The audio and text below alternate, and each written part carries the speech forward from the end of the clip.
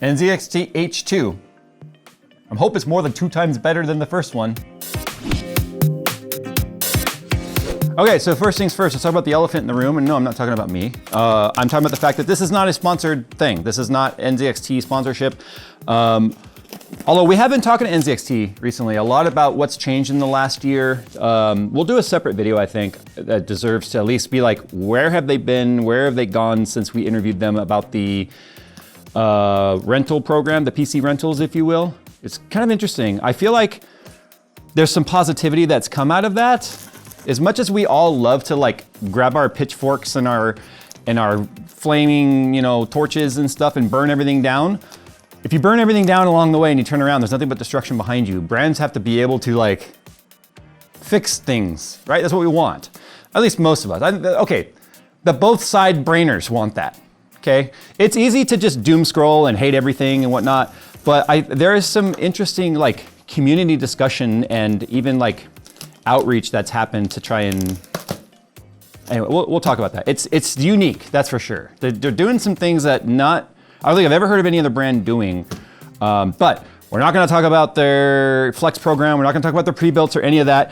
This is the H2, and I think this is an important one to talk about because if you remember, the H1 was a bit of a disaster. So not only did the riser cables catch fire, even their fixes were potentially a fire hazard. So there was a lot to learn from that chassis.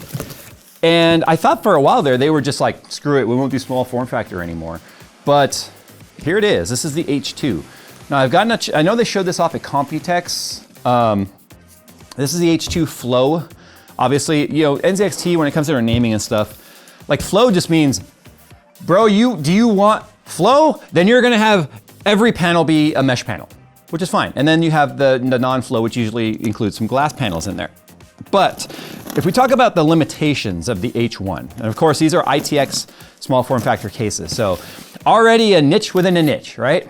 But the reason why I'm interested in this is I am gonna finally, after years, try and get my home office sort of resituated. It kind of turned into like a closet overflow for the rest of the house, which sort of sucks.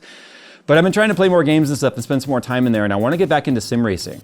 So I have my new sim rig, my sim cube, and all that stuff I need to put together still to put in there. But I want a dedicated simulator rig rather than it having long wires going over to my main rig. And so that means I want to have a small PC that's powerful that I can use for that. Powerful enough that way I can do VR with it and I can do live streaming with it as a dedicated rig. And that means ITX. So the problem is so many ITX cases have so many limitations to them. What size graphics card you can fit, how big of a power supply you can put in, just the cooling capabilities of them, whether they're smaller form factors are hotter because you have less air cushion for the parts in there. So even if you had, say, a 240 or 280, which you can put in this, which I'm gonna show you guys today, having less of a cushion of air is gonna make things hotter just because of radiation of heat touching everything, and the heat soak happens faster in a smaller chassis. But the H1 was super limited where you had to run their cooler. It was a very specific design that had to run their single 140 millimeter AIO. Now, back when that case came out, we hadn't really started the crazy climb of power draw on things. But since then, it's not uncommon to have 250 plus watt CPUs, 600 watt graphics cards, or 800 watts if you're the Matrix, or 1,000 watts if you're the Lightning. Now, obviously this isn't fitting a Lightning. This entire case chassis is smaller than the box that graphics card comes in, okay? So, and I have secured a Lightning, by the way, not sponsored. I'm paying for that shit, and I'm gonna milk the crap out of it to try and get my money back. But I'm gonna try and use it for some of the ways it was intended. Maybe some LN2 and such, but I want to get a proper LN2 block for the 5090 and not hodgepodge it for an old 3090 block that I have. But I digress. The limitations of that case were it was small, you couldn't fit a large graphics card in there, you couldn't fit a big cooler in there, it just was super limited. If we look at the H2, it's not that much bigger overall than the H1. If anything, it's just slightly taller and it's less square, it's definitely more of a rectangle. But that's because now they claim, if you got a big graphics card, go ahead and throw one in there. We're gonna try. We're gonna try with this guy. And we're gonna try with this guy. And we're gonna try with this guy, right? It's like baby bear, mama bear, papa bear. But I'm curious if there's something like an Astral would fit in there, right? And even the Astral's not the biggest GPU that's on the market. I think Gigabyte has a bigger one. But even the bottom has flow. Now, I made a comment to them when I saw this. I said, oh, interesting, because if you recall with like the H6 and the H7 and all that,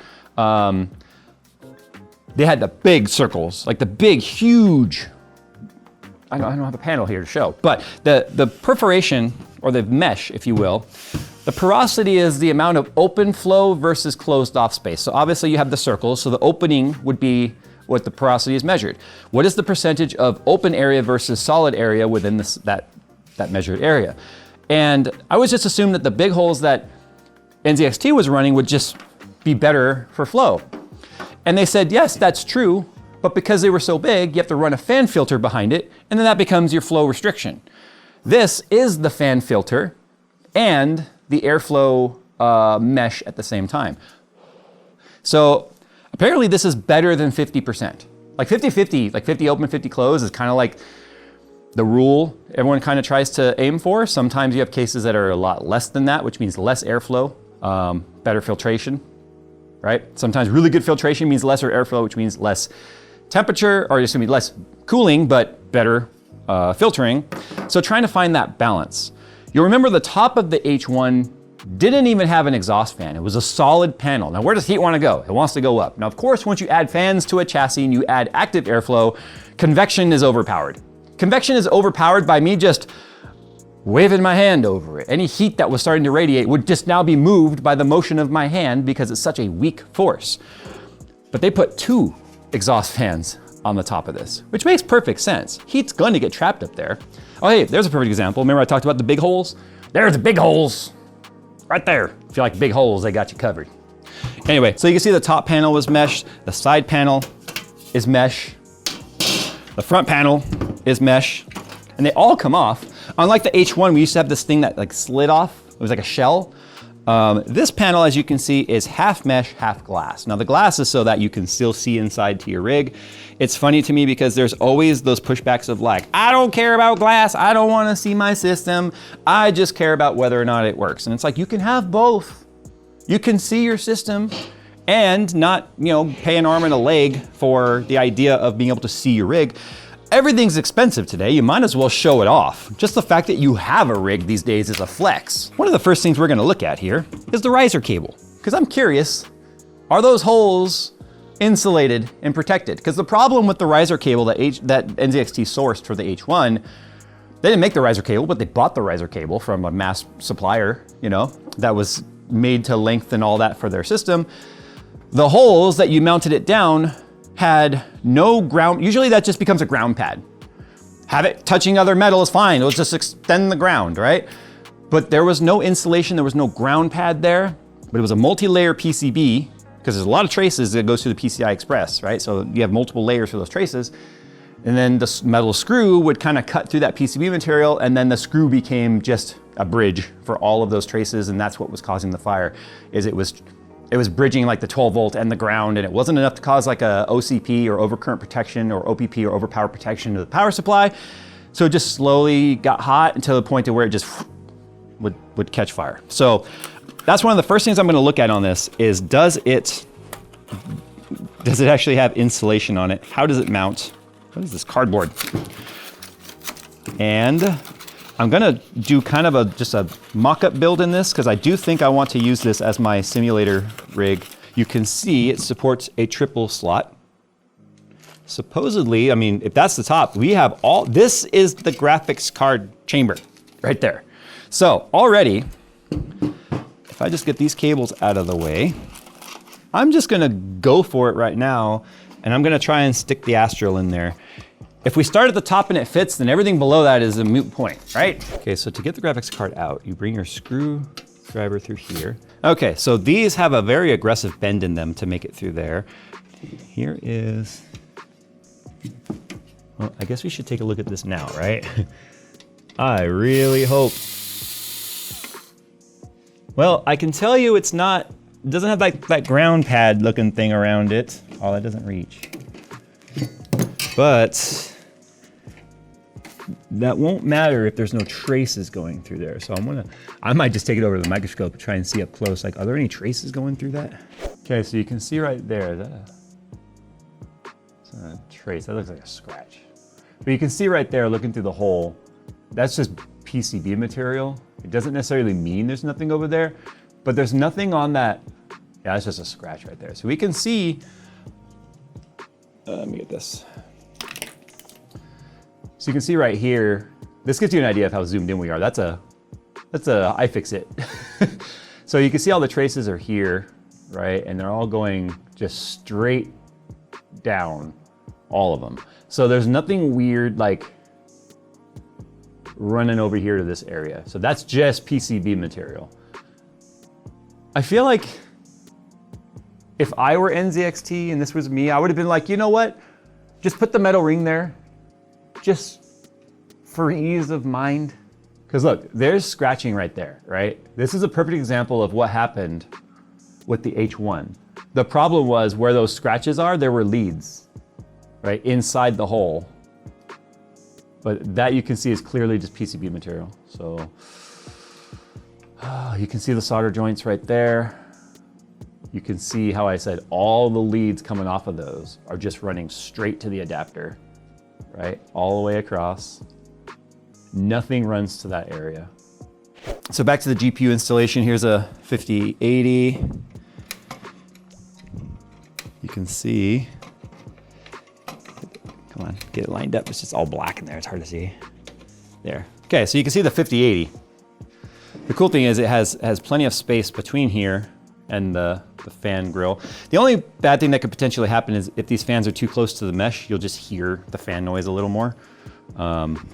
But it's obviously going to be difficult to accommodate a really big GPU and not have those fans be close. But here we go. Let's see. Nope. You are not fitting an Astral. I was curious. Okay. Would have been close. It's just the thickness here that account for the fans doesn't allow it to go. This is not adjustable in any way. That's fixed on there. Okay, so no Astral. Astral is a no-go by about 30 millimeters or so. Here is a 4090. I don't have the third bracket off, so I can't install this, but as you can see, that would fit in there no problem at all. I like that right behind the card is open too, because it takes into account the through fan, right? Because almost all modern cards have through fan style. The only downside is if you are running, say, a 50 series Founders Edition that has a dual flow through, which is 5080, 5090, the front fan is gonna blow right into that. So that is a little unfortunate because it won't be the most efficient of cooling. Like it's gonna be pretty close to that, but it'll fit. So this is a 5090. I think if I took that cover off right there, I would get the extra like 2 millimeters I need. Fun fact, everyone's like, Zotac's terrible, they're the worst. Northwest Repair, who repairs these GPUs all the time, feels like Zotac is one of the best cards you can get for repairability and safety, because it's one of the few cards that have power fuses built into them. So the fuse will pop before anything else breaks on this. He even thinks it's better than the Astral. That is like it's made for it. It might be slightly too thick. Let's see. Wow. Now they're really close to the mesh, so they might be a little noisy. I think they might be touching the GPU even, but yeah, see, that's how you get to the GPU outputs right there. That does look satisfying in there. Now I'm gonna take that out of there though. I'm gonna throw the 5080 in there just for a standard size. I'm not gonna be actually like booting this up as a working system today because there's a different board and stuff that I wanna get, because the board I have right now is white. I like that there's even a cutout here so that you can get your finger in there to release the GPU. What I really like though is like, we're talking about depth, right, to the side panel, etc. In any instance, like even with that 4090 that was in there, there was so much height right here, there was no issue with the cable. Now we also have our cooler that's gonna have to go right here. Now you can see there's a 25 mil gap up here. So that means that fans will go on top, and then I think tubes go on the bottom. So I have to double check that, but you have to split between this bracket. Now the cool thing is this bracket does come off, so it makes it a lot easier to install your AIO with it out. And this is where the founder's card, as much as like the design kind of stinks, that angled plug that points back is probably better because then it's not pointing straight up into the cooler. The much taller graphics cards, then that's something to keep in mind because you're gonna lose, you're gonna lose the screw. So the problem is they're captive, but I just kept going and uncaptivated it.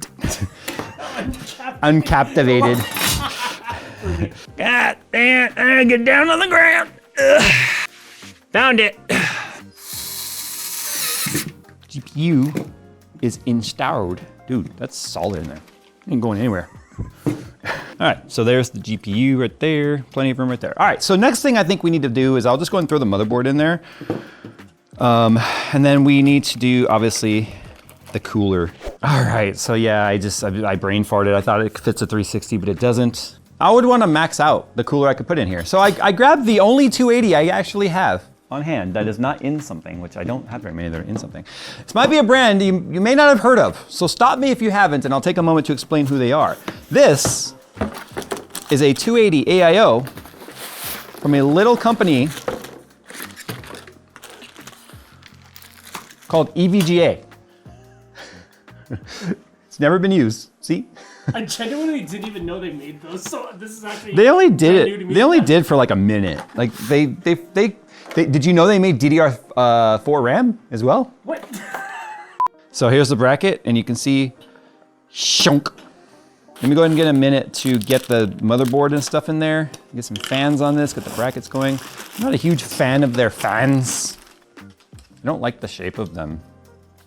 So I'm gonna run a different fan today. I didn't like them then. I told them that then.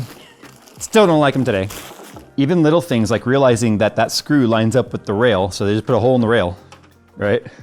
Little things like that. I mean, this is what happens when you build in your prototypes. And then you're like, well, I guess we need this. So you'd be surprised how many brands don't actually do that.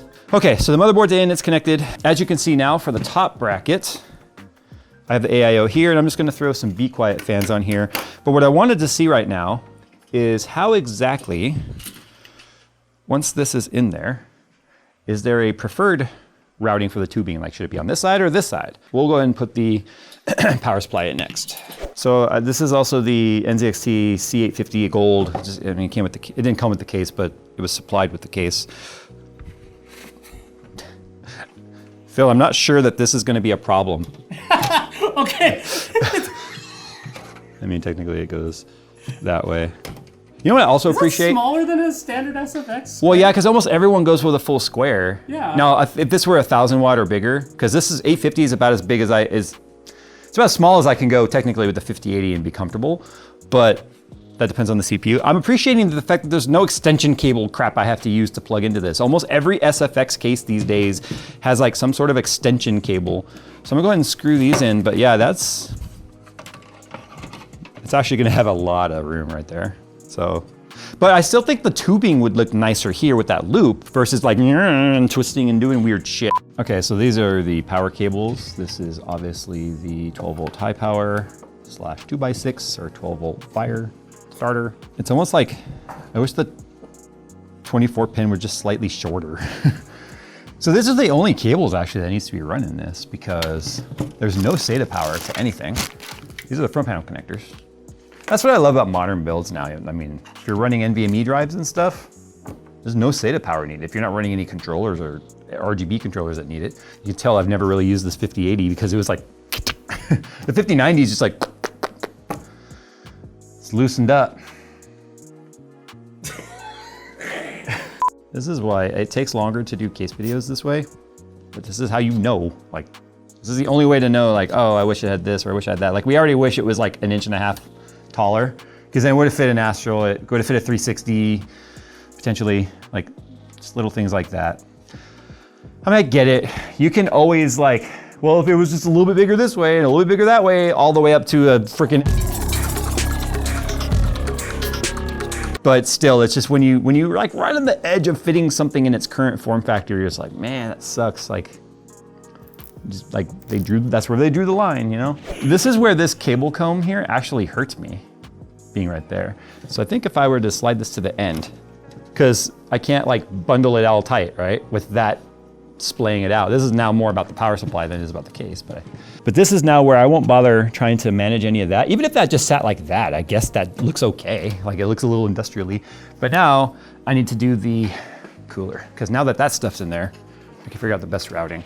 Zip ties were bugging me, so I used my Velcro straps, Velcro ties, which actually looks really good on there, like even just with that. But I think we have plenty of clearance for our tubes and stuff now. So let's put this down through here. I'm gonna have them come off this way. I've sort of gone back and forth, have my fan headers sort of just flopping right there, but we should have absolutely, yeah, dude, this just falls into place. Look at that. Dude, I'm really liking the way this is like filling out, you know what I mean? I mean, tubes are at the top.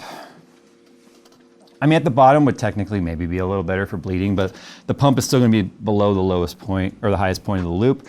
And then this, I think the bracket will clear the ram that way. If not, we'll just go like that. And I know that we'll have plenty of clearance there. Looks like we'll have no problems clearing the M.2 cover. So I need to put the bracket on there right now to test it, but that's how that is essentially going to look. It bugs me that the EVGA part's upside down, but there is actually like a magnetic cover that goes on there. You can see the pins right there. That's where it gets its power and everything. So I still have to put that on. And then these are where the magnets are. But this isn't about this cooler. This is about just mocking up the main components to see how the layout is. Plenty of unobstructed airflow. That's the coolest part. I love that there's mesh up in here. So if you're pushing your tubes and wires up like I kind of am, they're not going to interfere with the top fans. They can still spin freely because nothing can push through that. Very open porosity because it's an exhaust, doesn't need to be vented or filtered. So there we go. Let me put the bracket on this guy. This is kind of exciting.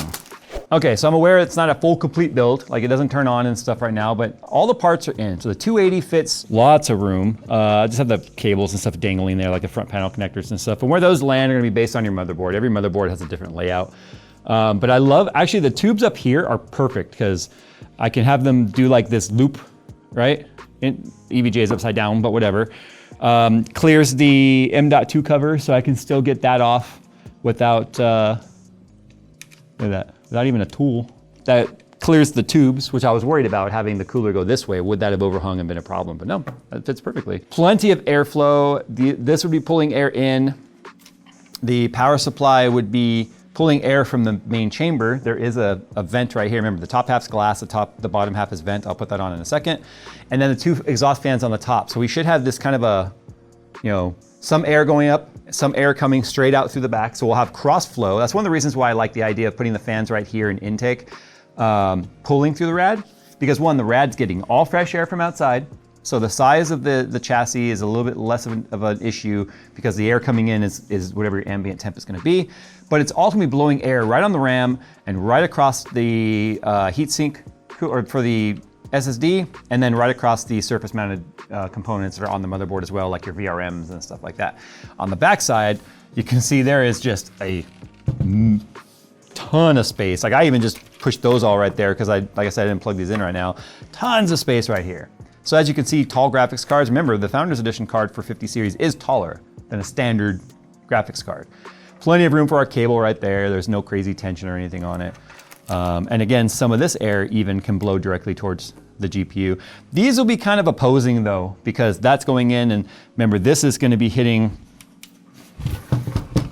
technically where our power supply is. So a dual flow through cooler like this is probably not the most ideal for this sort of case. I think an axial cooler would be, simply because then the chassis is responsible for, you know, pulling the air out.